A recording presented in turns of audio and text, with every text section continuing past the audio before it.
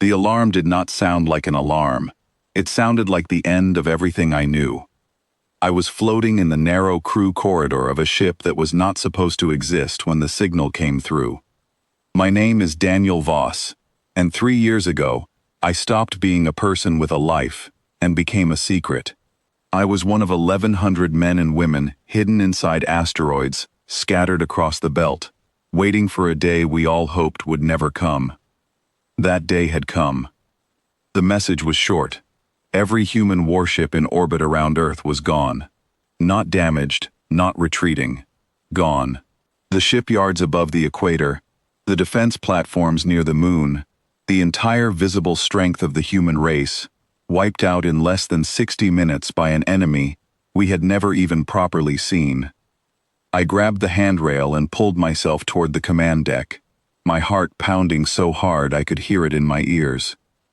Around me, other crew members were doing the same, faces pale, eyes wide, nobody speaking. We had trained for this moment for years, but training and reality are two very different things. Commander Elena Marsh was already at the main console when I arrived. She was calm in the way that only people who have rehearsed a nightmare 1,000 times can be calm.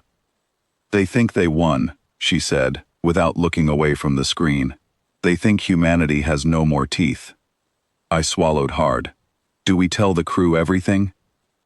We tell them the truth. That is the only thing that has ever worked. The truth was this. Years before the attack, a group of planners inside the old Earth Defense Council had grown suspicious that our visible fleet was too visible, too proud, too easy to find. So they built 11 more warships, in complete secrecy, hollowed out inside asteroids far from any patrol route. Engines were shut down to nearly nothing. Hulls were coated to look like dead rock.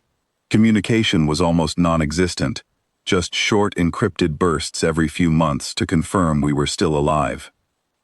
We called ourselves the Quiet Fleet. Nobody outside a tiny circle of command staff knew we were real, not even our own families.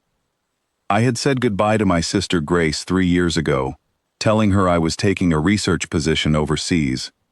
I had not spoken to her since. I did not know if she was alive. That thought alone was enough to make my hands shake, so I forced myself to focus on the console in front of me instead. Commander Marsh turned to face the room. Her voice carried through the entire ship on the internal comm. "Every soul on Earth who could fight for us is gone. Every ship they could see is gone. But they never knew about us.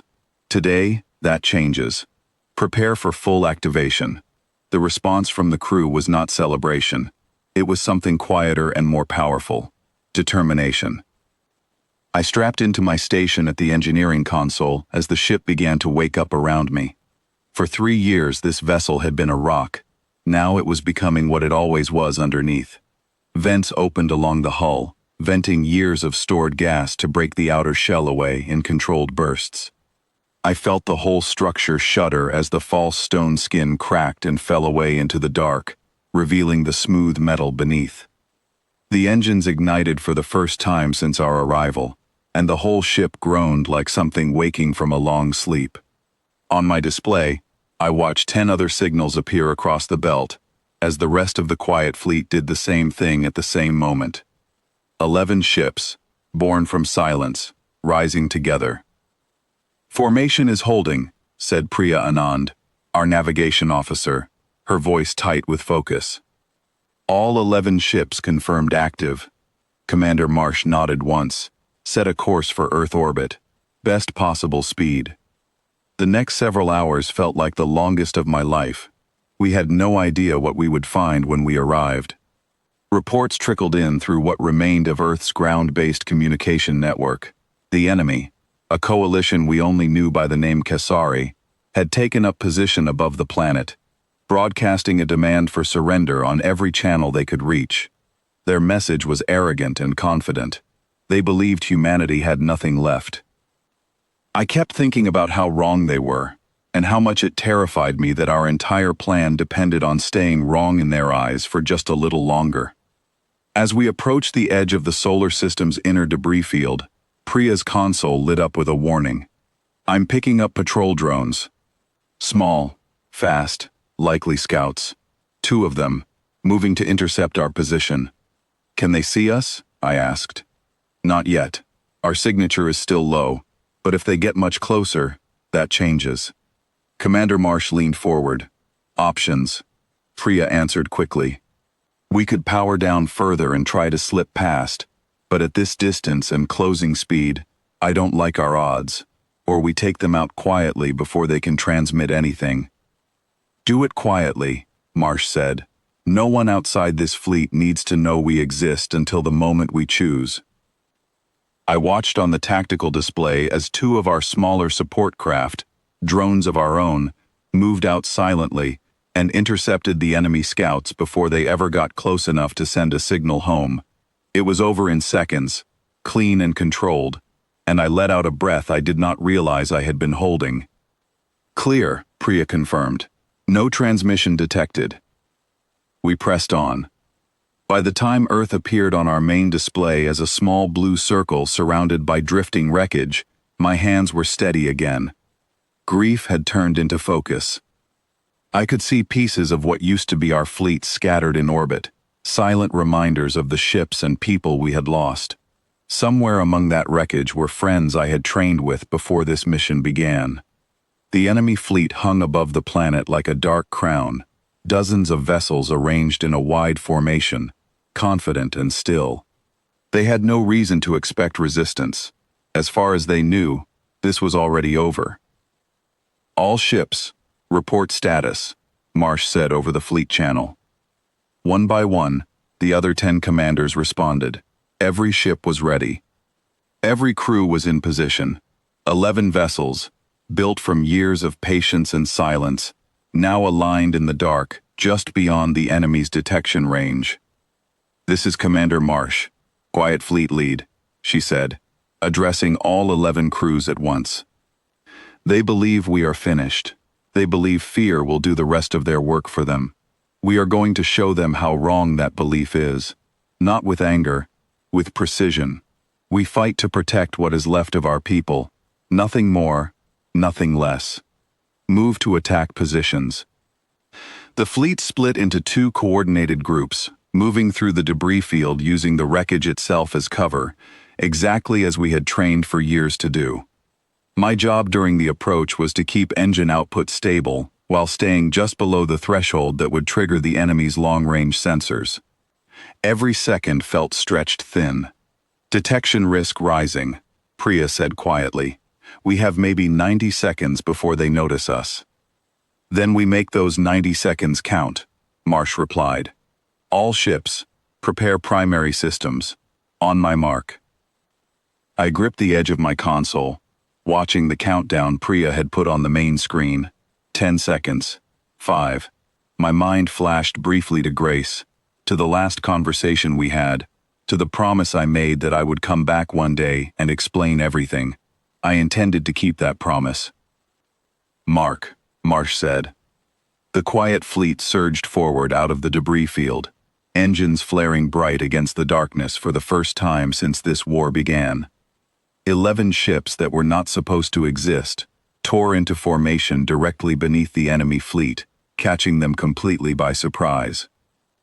Chaos erupted across the enemy formation almost immediately. Their sensors, tuned to detect nothing more than drifting rock and debris, had no answer for 11 armed warships appearing seemingly out of nowhere. I watched their neat formation scatter as ships scrambled to react to a threat they had not accounted for. Our fleet moved with practiced coordination, striking key positions in their formation, designed to break their command structure rather than simply cause damage. Every maneuver had been planned and rehearsed for years, every crew member trained to their exact role. This was not a desperate last stand. This was a plan finally being carried out. Their command ship is trying to reposition, Priya called out. They're realizing what's happening. Too late for that, Marsh said. Converge formation on their lead vessel. Let them see exactly what they missed. I kept my focus locked on the engine readouts, feeding power exactly where it was needed as our ship adjusted course sharply, joining 4 others in a tight formation, aimed directly at the enemy's largest vessel. Around me, the crew worked in near silence, every motion practiced, every command understood before it was even finished being spoken. The enemy command ship attempted evasive maneuvers, but the surprise and confusion of the last few minutes had already cost them any advantage they once held. Our combined formation closed the gap and delivered a coordinated strike aimed at disabling their primary systems, rather than destroying the vessel outright. Commander Marsh believed, and had always believed, that forcing an enemy to acknowledge defeat mattered more than erasing them entirely. The enemy command ship's lights flickered and dimmed as their systems failed one by one.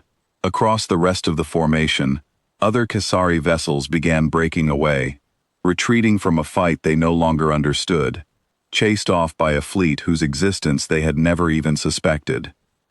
"Enemy formation is withdrawing," Priya reported, her voice finally breaking into something like relief. "They're pulling back from Earth orbit." A quiet cheer moved through the ship, restrained but real, the sound of people who had held their breath for years, finally allowed to let it go. Commander Marsh remained steady, watching the retreating enemy ships on the main display. "Hold formation. Confirm they are actually leaving before anyone celebrates." We watched together as the last of the enemy fleet vanished beyond the edge of our sensors, choosing to abandon the fight rather than face a force they clearly had never planned for. Later, once the ship had powered down to a stable orbit and the crew had time to breathe, I found myself standing at a viewport looking down at Earth.